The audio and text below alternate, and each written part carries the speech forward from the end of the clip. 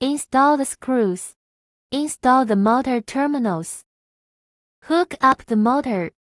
Then tighten the screws. Install microcomputer controller. Fix the screws on the left and right sides. Connect the cable to the controller. Install the tail wheel of the automatic door. Tighten the screws. Adjust the screw of the tail wheel to the loosest state. Put on the belt. Connecting belt clamp. Adjust the head and tail of the belt.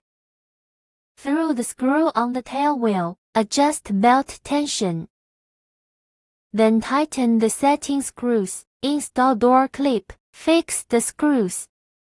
Tighten the hanging wheel fixing screws. Hang the door body on the truck.